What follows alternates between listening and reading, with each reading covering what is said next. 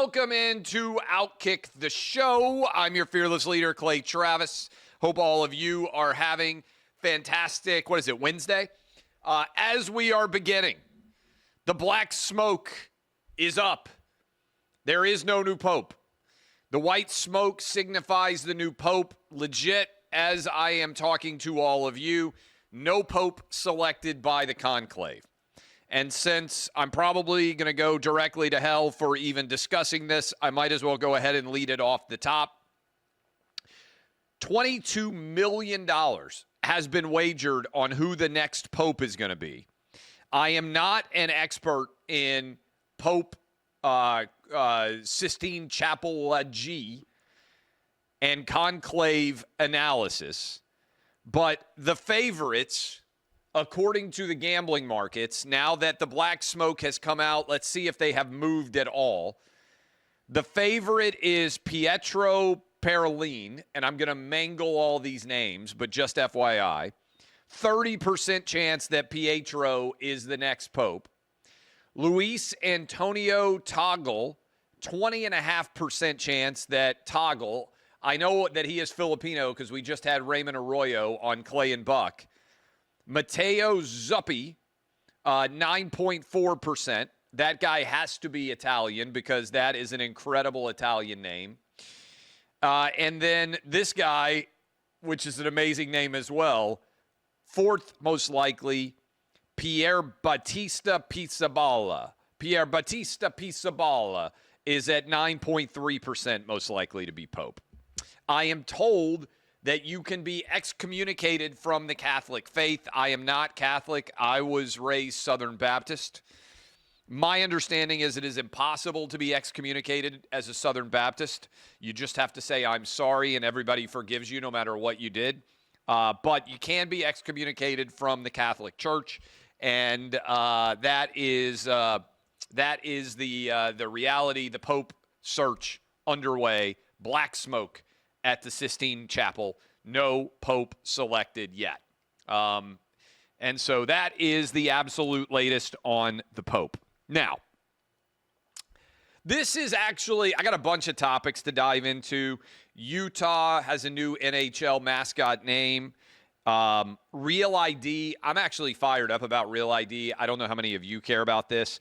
George Pickens traded to the Cowboys. I believe that all musicals are awful, but my wife took me to a musical last night, the Michael Jackson musical. Trump World Cup, Jemele Hill says that trans athletes in sports is the civil rights era of our time. Rosa Parks underwear, speaking of the civil rights era of our time. But I want to start, I know I just gave you the latest on the Pope because I know all of you were tuned in wondering what in the world is going to happen with the Pope search. So I have solved all those questions for you right off the top. But Disney has announced that they are going to do a theme park in Abu Dhabi, which is in the United Arab Emirates. And this is interesting to me because in the UAE, if you are gay, you can be beheaded. Not ideal. Probably if you're gay and you live in Abu Dhabi, you can be beheaded. Disney is building a theme park, announced this morning, in Abu Dhabi.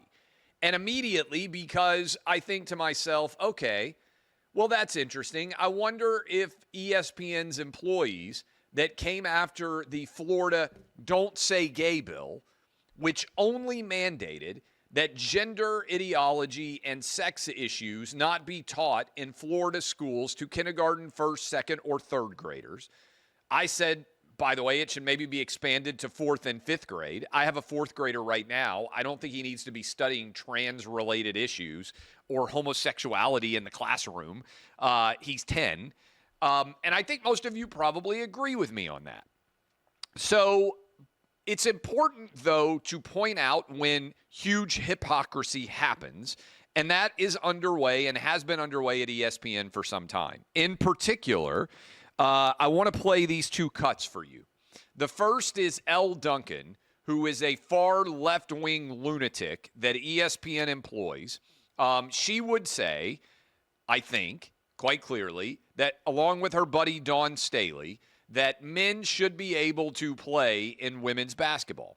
She would believe that men should eradicate women from women's sports. That's a crazy talk. That's a crazy take. This was on ESPN 3 years ago. I want you to listen to Elle Duncan say that Disney employees must stand in allyship aligned against the Don't Say Gay bill that they falsely mischaracterized and didn't understand. But this was on air at ESPN. This wasn't some tweet. This was actually airing on the network. Watch this. Legislation happening in Florida and across other states as well that are targeting our LGBTQI plus communities. Many of our colleagues here at ESPN have planned and organized a walkout that will be happening at 3 p.m. Eastern today. And to be honest with you, we thought we were going to come here today and really celebrate a sport that has meant so much and done so much, including for so many in the LGBTQI plus communities. But we understand the gravity of this legislation and also how it is affecting so many families across this country. And because of that, our allyship is going to take a front seat. And with that, we're going to pause in solidarity. Courtney Lyle, Carolyn Peck. Now, normally at this time, we would take a look back at the first half, but there are things bigger than basketball that need to be addressed at this time. Our friends, our family, our coworkers, the players and coaches in our community are hurting right now. And at 3 o'clock, about 8 minutes ago, our LGBTQIA plus teammates at Disney asked for our solidarity and support, including our company's support, in opposition to the parental rights in education bill in the state of Florida and similar legislation across the United States. And a threat to any human rights is a threat to all human rights. And at this time, Courtney and I, we're going to take a pause from our broadcast to show our love and support for our friends, our families, and our colleagues.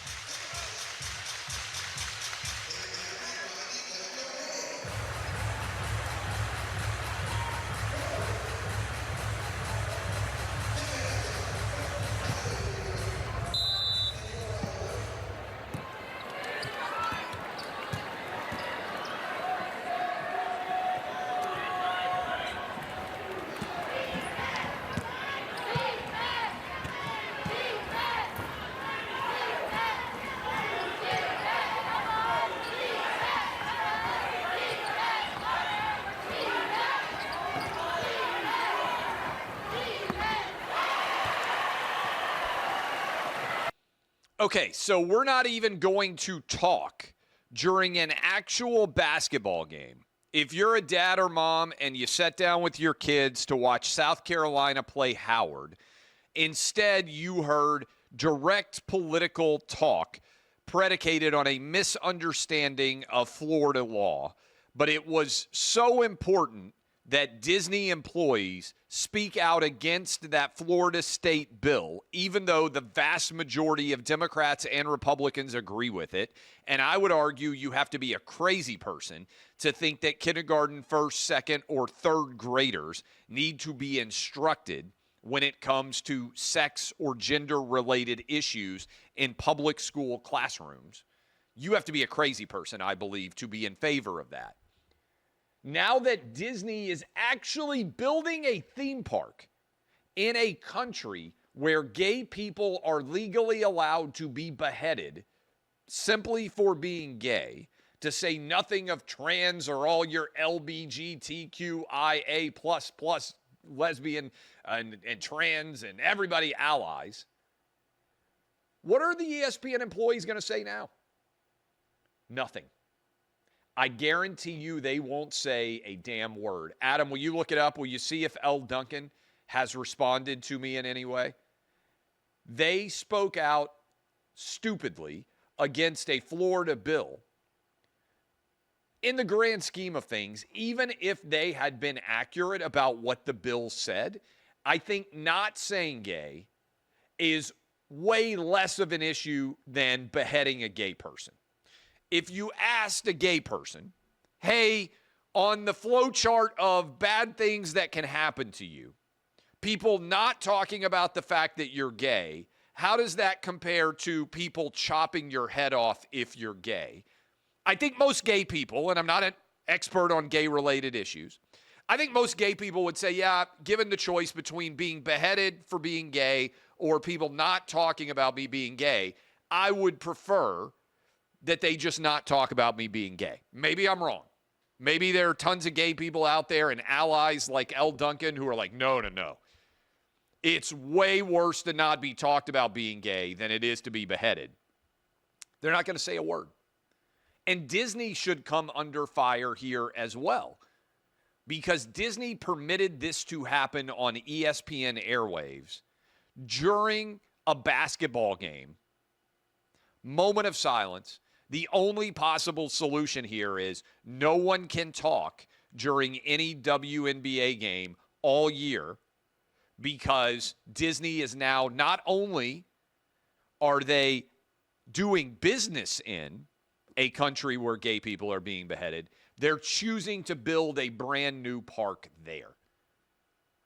I might be the only person who even talks about this or points out this hypocrisy, but it matters to me. Now, I don't have a problem. I don't have a problem with a business that decides we want to appeal to everyone globally. We're not getting involved in politics. We're going to do whatever it takes to put our business on in as many countries as possible to build our audience to as large as possible. Let me give you an example of a business that's doing that I own stock in. WWE, the UFC. They're doing fights all around the world. They're doing wrestling matches all around the world. They're not trying to say, hey, where we do our events in some way is an endorsement of the politics there. We just want to do put our productions on to build the biggest possible audience for our product, UFC or WWE. If that's Saudi Arabia, more power to you. If that's Florida, more power to you. If that's the UAE, if that's Abu Dhabi, go for it. Same thing. F1, I think, is all over the place. Live Golf is all over the place. I don't have any problem with it. But when you lecture me on politics and you say that it's so important that your allyship be noted on Disney-owned ESPN, I'm sorry, you have to speak out against an actual theme park being built in a country that allows gay people to be decapitated. I hope we clip and share this widely. I hope other media follow through on this story. I doubt they will. But this is why OutKick continues to build audience. And I would directly connect this to the NBA. Yesterday I said, look, I think Adam Silver has been an awful commissioner because he's been a hypocrite. If Adam Silver came out and said, you know what, we probably have gotten too political, we should have just focused on basketball more, I think that it has had a negative impact on our overall brand. OutKick and Clay Travis, I don't agree with a lot of what they say, but they were right to a certain extent on this. I would say, you know what, you've acknowledged it. Why don't you go back to just trying to play basketball? And I wouldn't rip the NBA to the high heavens for trying to put games on in China or the Middle East, places that have a fraction, a pinprick, an iota of the human rights that we have that many take for granted every single day in this country. But that's never happened. So I think these people need to be called out. I think the L. Duncans of the world and the two announcers that we played the audio of there, that aired on ESPN. Disney decided to go to war with Ron DeSantis. They filed a lawsuit against him. They threatened to pull assets out of the state of Florida. Some moron Republicans even said, Nikki Haley was like, why don't you just move Disney World to South Carolina? We'll be happy to do that. You moron. No, they're wrong. And Ron DeSantis won that battle. And he's won it to such an extent that now Disney's going to build a new theme park in a place where gay people can be beheaded. All right, that's one moron takedown. Here's another one. Jemele Hill, whose career is basically over because she completely has gone insane. She has decided that Donald Trump's a white supremacist. No one else will put her on the air, so she goes on CNN. She was sitting next to my friend Scott Jennings, and they're talking about trans-related issues. And Scott rightly points out that 80% of Americans don't think men should be able to compete in women's sports, according to a New York Times poll. And Jemele Hill decides, hey, well, sometimes people are wrong. This is the civil rights issue of our time. She compares it to Martin Luther King Jr. and the civil rights movement, the decision and the quest to have men play in women's sports. Chicks with dicks, it's the new MLK. Listen. The other problem, Scott, is that it's never enough. It's bathrooms today. It's sports today. It's sports tomorrow. It's the military today. No, it's also sports today, by the way. Yeah, it is sports today. And 80% of Americans agree, by the way. Oh, that's fine. And 80%, guess what? The majority sometimes is wrong. That also happens, right? Because the majority used to believe that Dr. Martin Luther King Jr. was somebody who was a threat, that somebody who was not a good American. The majority of people used to be against civil rights. Were they right? No, they weren't. And so. All right, the logical conclusion of this argument. And I tweeted this to Jemele Hill, and I have yet to hear her respond so far. The logical conclusion of this argument is, and Adam, you can let me know if she's responded or not. The logical conclusion of this argument is that Leah Thomas is the modern-day version of Jackie Robinson. Because Jackie Robinson in athletics, in terms of black people being involved in athletics, Jackie Robinson, the first with the Brooklyn Dodgers, Major League Baseball, number 42. Leah Thomas is the Jackie Robinson of modern-day trans sports. So is Jemele Hill willing to argue that Leah Thomas is the modern-day Jackie Robinson? If so, then her argument, while moronic, is at least consistent. If not, why not? Adam, I do not believe that Jemele has responded to my question about whether Leah Thomas is Jackie Robinson. This is Paige Bueckers. Is that the way you pronounce her name? This is a couple of years old, a clip. But Paige Bueckers was drafted number 1 overall in the WNBA. And she now is saying, let's see, hold on. Adam's got a response from Jemele. No, didn't say anything. She's lost her mind. But here is Paige Bueckers continuing to light the WNBA on fire, saying, hey, her job as a women's basketball player is to make sure that white women understand that really black women are always discriminated against in athletics. Enjoy. With the light that I have now, as a white woman who leads a black-led sport, and celebrated here, I want to show a light on black women. They don't get the media coverage that they deserve. They've given so much. I got to be honest with y'all. I just don't understand this at all. I do not get it. The WNBA has been gifted Caitlin Clark. It is the biggest gift in terms of relevance that has existed in sports since Ronda Rousey or Tiger Woods. In other words, people who did not care now care. And this is the way that they have responded to it. They seem insistent on lighting their entire brand on fire and alienating almost all of their new viewers with identity politics and crazy woke kneeling and insanity. I just don't get it. Okay, positive. We've got Donald Trump announcing World Cup-related issues. This is fabulous. Next year is going to be awesome. World Cup taking place in the United States. My friend Andrew Giuliani heading up the World Cup. This is going to be, I believe, fantastic. I cannot wait. I would just like for the U.S. men's soccer team for once to not embarrass us. But here is, I believe this is a video that was put out by the Trump White House on the World Cup. Watch this.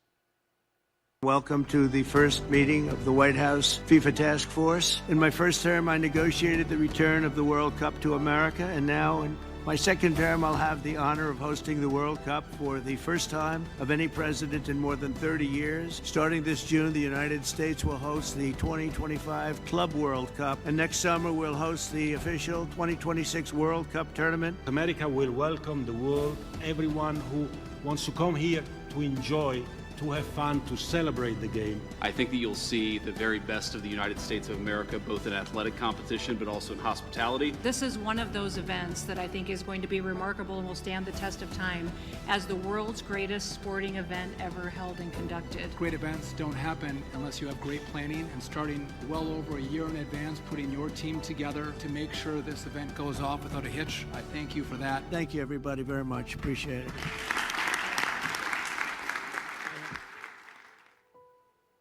Positive all around. This is going to be badass. I can't wait. If you think about it, the conjunction of the 250th anniversary of the United States, which is next year, of our Declaration of Independence anyway, and of the World Cup coming to the United States, with Trump able to throw a big party connecting both, I can't wait.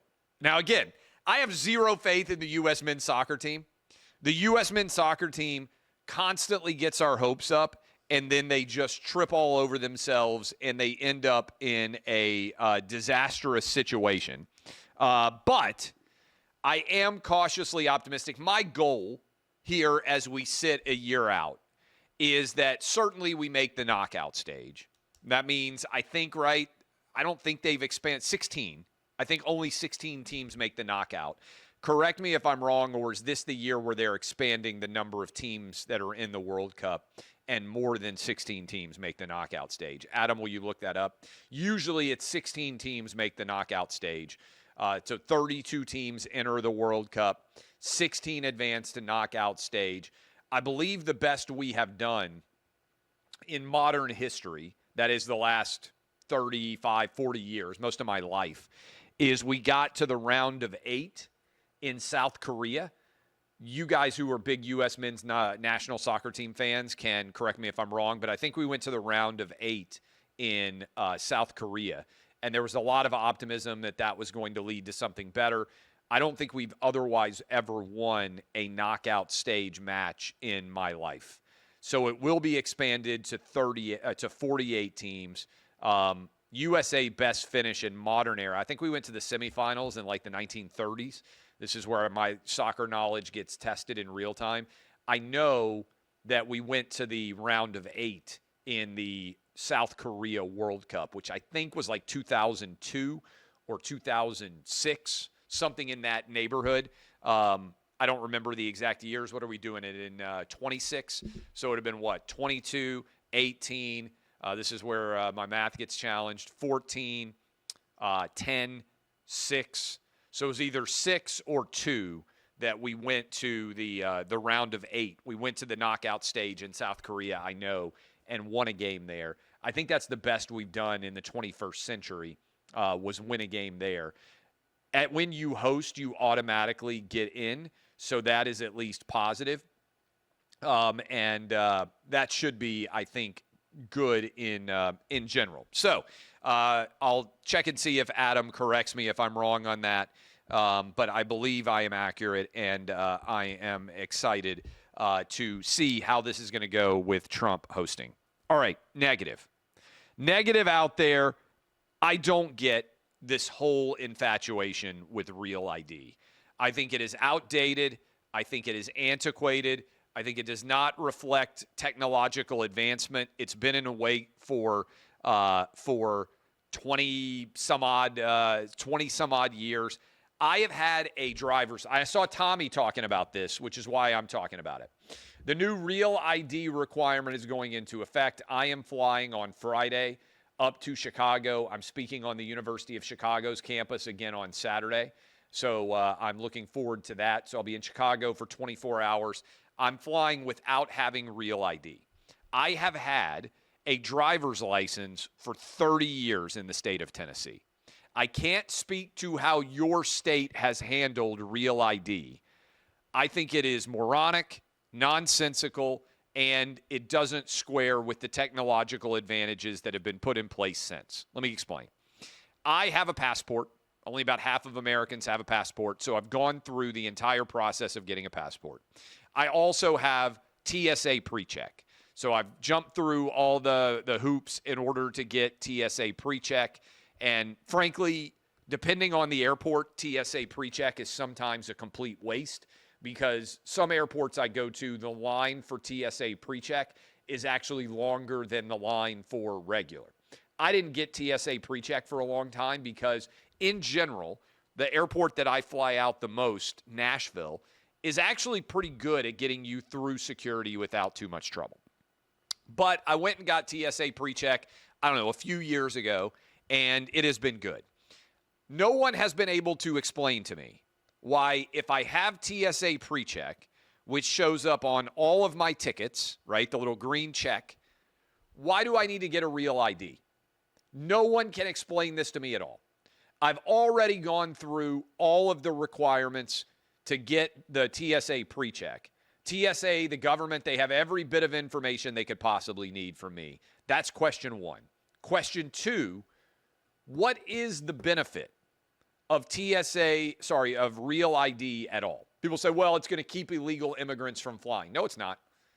You can show up at an airport without an ID and get on an airplane. How do I know that? Because I've done it. You have to go to the check-in desk. It's not particularly efficient.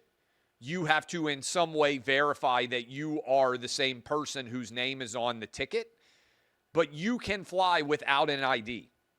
Many illegal immigrants fly without IDs all over the country. This is, I think, a total waste of time. And second part of this, I don't understand why, if I've had a driver's license in Tennessee for 30 years, it isn't standard that my ID would be real ID compliant. I've had a driver's license for 30 years. Since I was 16 years old in the state of Tennessee, I am now 46. 30 straight years, I've been a licensed driver in the state of Tennessee. Why do I suddenly need to be real ID compliant? I think there are going to be, unfortunately, tons of people out there that are going to have massive issues at the TSA. There's going to be way too long of lines because a lot of people don't have passports. And a lot of people think that their IDs are real ID compliant. And I do not want to spend days of my life trying to get a DMV appointment so that I can get a new real ID when I've already done TSA pre-check and I've already got a passport. How does that not connect in some way with the state of Tennessee government apparatus where they can be like, okay, you qualify for real ID. We know you have a passport. We know you've had a driver's license for 30 years. We know because when we do TSA pre-check, you have to provide your driver's license number. We know that you're compliant. I hate when new things are put in place that require you to do more in order to do something that you've already been able to do without having done that before. I hate bureaucracy. I hate inefficiency. I am incredibly impatient. I don't want to waste days of my life to get a circle on a driver's license that in no way makes anyone safer at all. And I know that there have to be a lot of you with the exact same perspective as me on this. I asked the question, how many of you out there have gotten the real IDs? And a lot of you are like me, you do not have a real ID. This is going to be an issue. 33%, 1 in 3 of you says you do not know, all right, if you even have a real ID. This is a zero benefit, massive cluster combination. That is not a good situation. So I am anti-real ID. I'm not sure I'm ever going to get a real ID. I never got the COVID shot. The government told me to get that. I thought it was worthless. Why do I need a real ID? I'm not going to spend hours of my day or days at the DMV trying to get a little circle on my license that I've had for 30 years. I have a passport. I have TSA pre-check. The government has everything they need to know about me when I get on an airplane. This is nonsensical. I'll die on this hill. All right. Tommy's wrong on this one. A couple of other stories that are out there. George Pickens traded to the Cowboys. Love it. Like the move from Jerry Jones. Want Dak Prescott to throw for 9,000 yards if he can stay healthy. Here's the problem.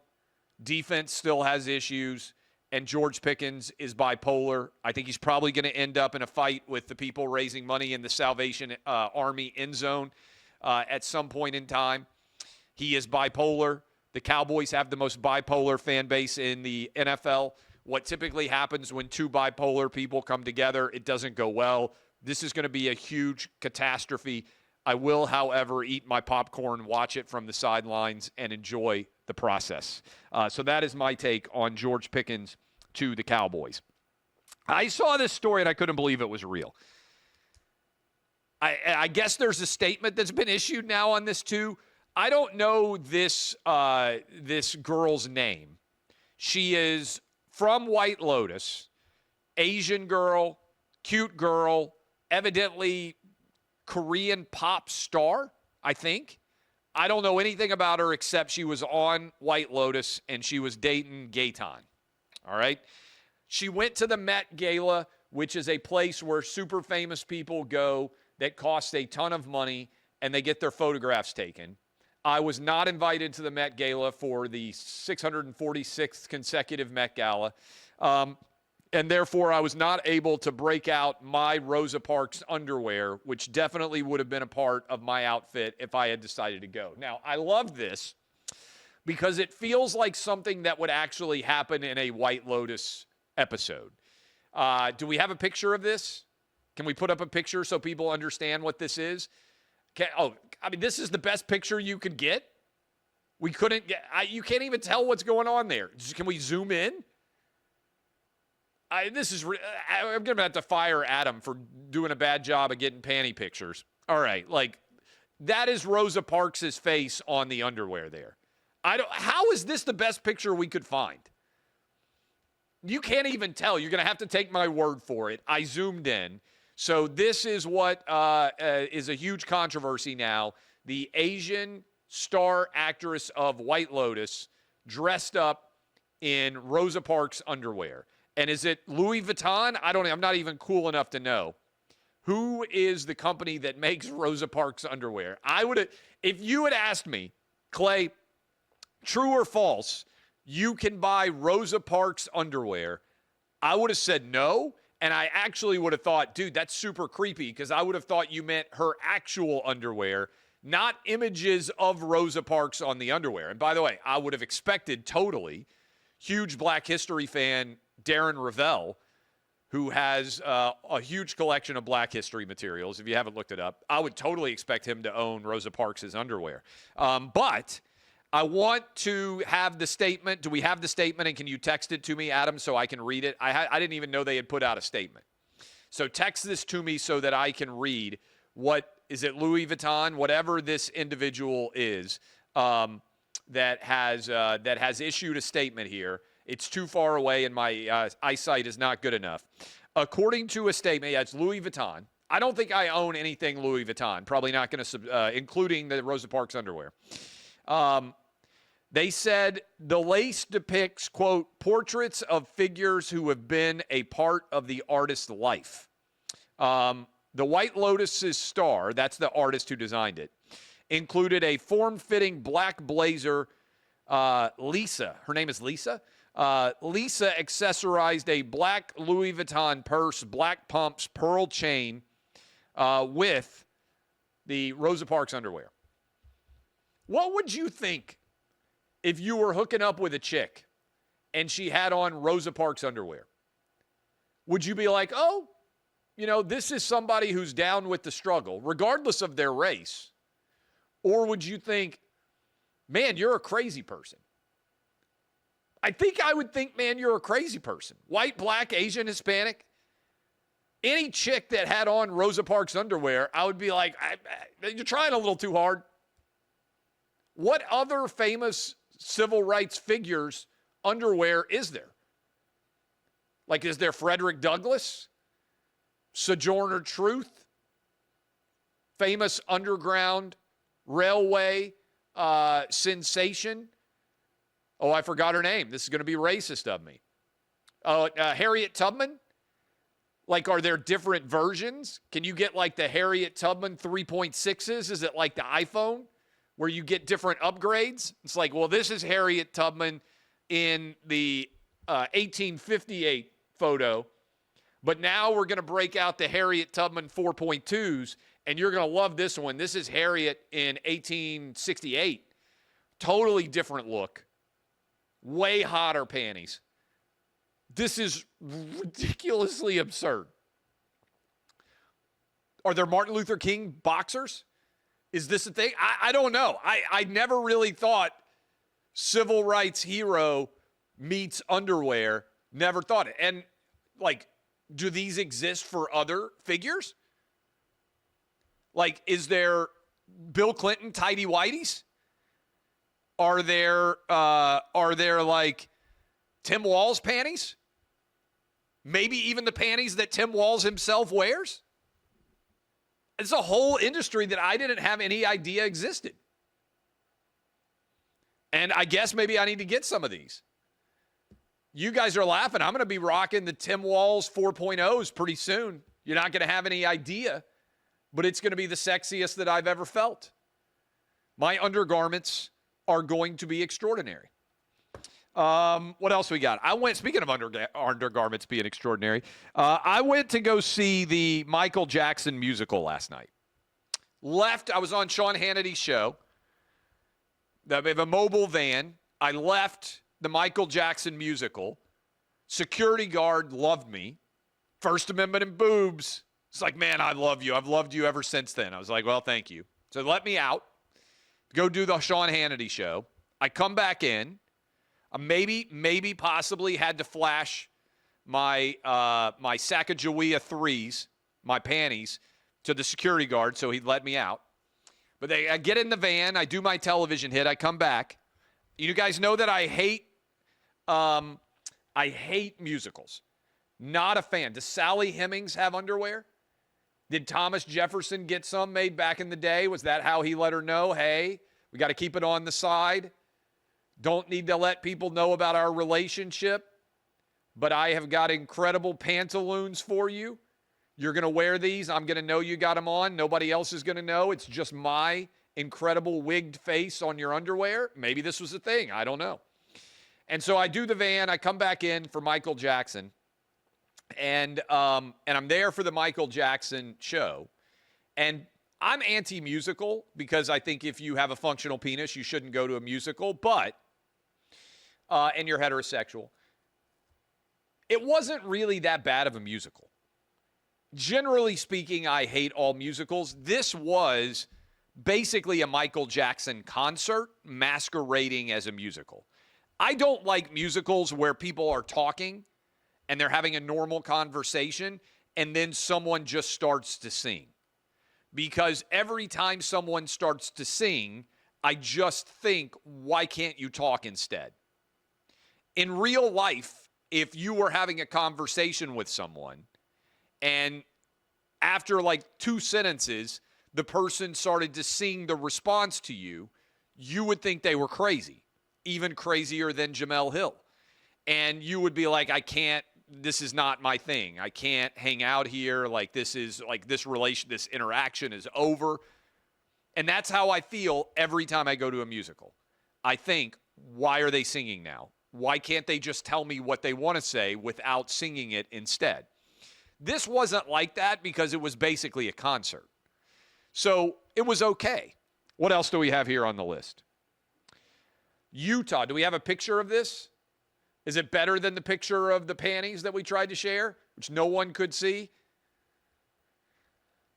I'm totally going to get my wife some Sally Hemings underwear. I just think it's going to be a good look, maybe in honor of women getting the right to vote. I'm going to get in honor of the Red Cross, I'm going to get her some Clara Barton 2s. Always been a big fan.